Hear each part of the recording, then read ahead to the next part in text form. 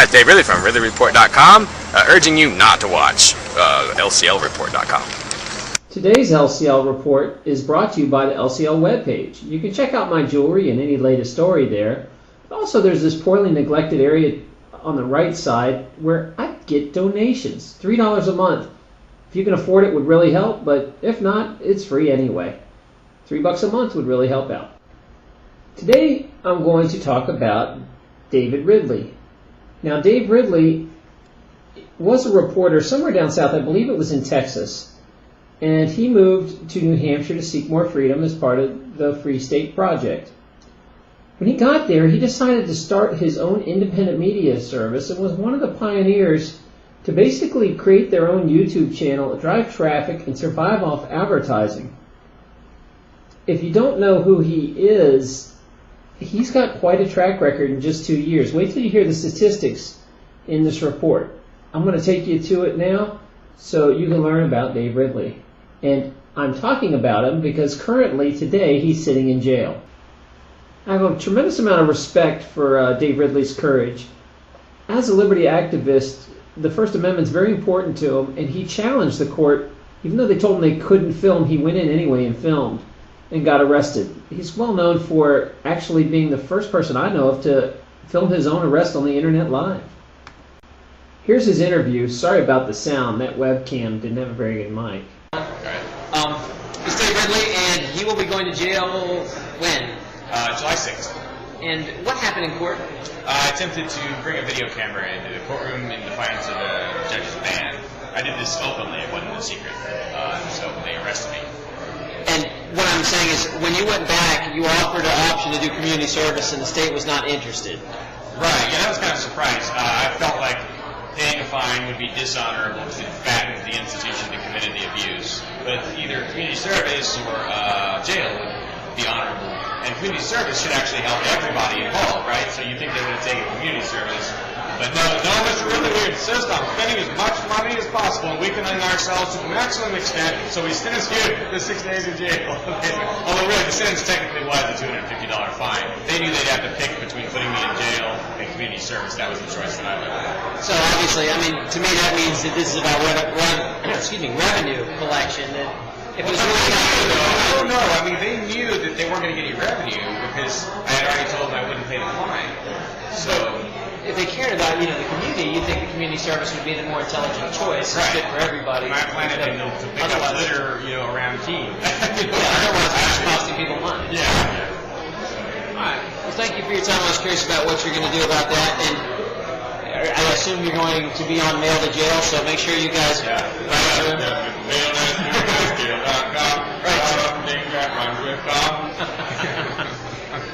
Oh, jeez.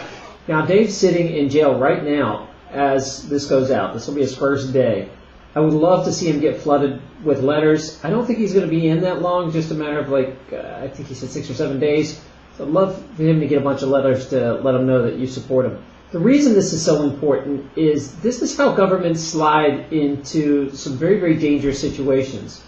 When you have a government that you're not allowed to film, like if you go to court and someone else decides you're not allowed to film your own trial, that's a major problem. That's all backroom, sneaky decisions and secret trials, and it starts going down a very, very slippery slope. I think this guy's a hero, and I hope you guys support him. I'm going to show you the rest of the interview of how he actually makes a living. He does advertising, and he has classes. And I really, really urge, if you want to keep seeing independent media, you got to support these guys. Hi, I'm here with Dave Ridley. You would not be watching this video if it was not for Dave Ridley, who trained me how to do this. And Dave, tell me about your class. The Ridleyography training. Yes, sir. Well, basically, with you, it's a little bit different from the classes I've taught before. What I've done is I tried teaching you basically how to do what I call an illustrated rant. So what you would do is you basically do what all YouTubers do, and you just aim the camera at yourself, talk, say what you want. But then you go back and you get good pictures in there to cover your face for part of the video at least. And that just takes you a couple levels above the average YouTube video, which is mostly just people aiming the camera at themselves.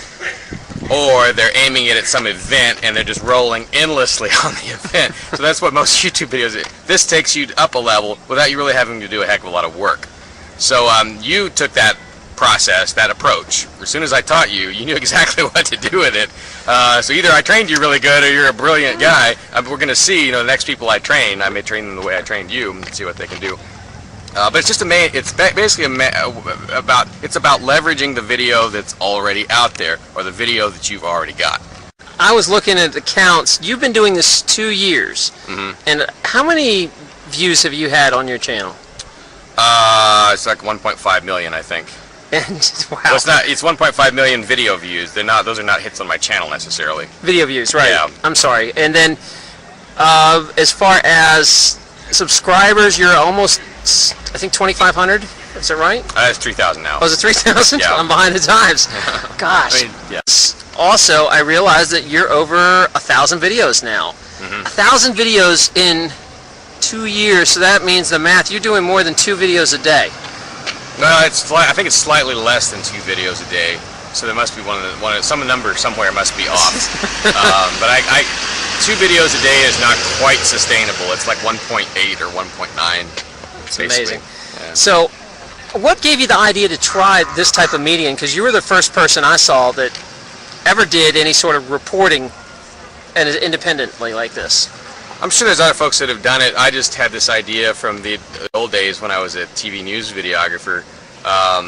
2 things. First of all, I would watch my reporters. Many of them were very intelligent and interesting people. I would watch them sort of do these really interesting things, but the part that ended up on the news was not that interesting.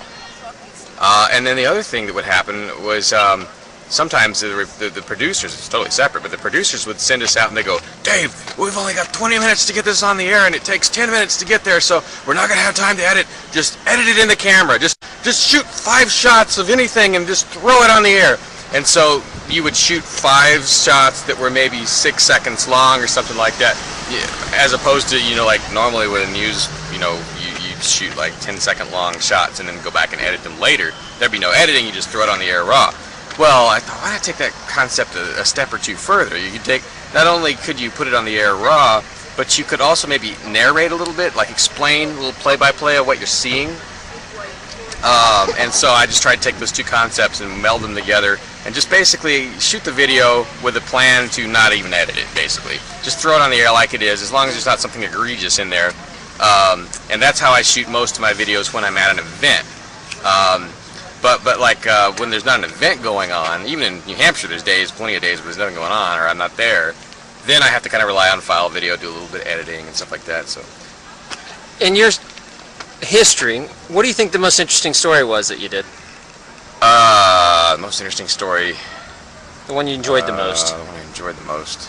Well, there was the Jello wrestling. You can't argue with the Jello wrestling. I'll have to hit the archives for that. I must have missed that one. A couple gals agreed to, wrestle until practically naked, and in a backyard in Pembroke, New Hampshire. And that was one of my first videos that really got a lot of hits. I got about, 6,000 or 16,000 hits in its first month or 2 on the air. Excellent. So that's the secret to all you newbies. A little Jello and a little cash. Take you far in this Sex world. sells. Oh, stay tuned because I've got video of some Porcupine Fest Hotties grinding. So during the grind dance. So that'll be a good video. I don't know if it'll stay up or not. For people that don't know where to find you, where do they find you? It's RidleyReport.com. Yeah, that's right. RidleyReport.com. At Ridleyography, I am the bomb. That's one last thing I wanted to ask you. When did you start the idea of doing low-budget commercials, where you were doing online reads and you said, I'm just going to have a fun time with this? Was it out of necessity, or did you actually just have a good time? I don't remember how that came about. I just remember one day going, well, what I should do is today I'm going to get I'm going to get the Free Talk Live logo and put it on my head, and I'll just say something really strange, or something like that. It was like Free Talk Live, or whatever, and everybody said it was very disturbing. But they were all talking about it. So, well, there you go. Another gem of information. All right, thank you, sir. All right, you're welcome, sir. You're my best student. Ah, so sweet.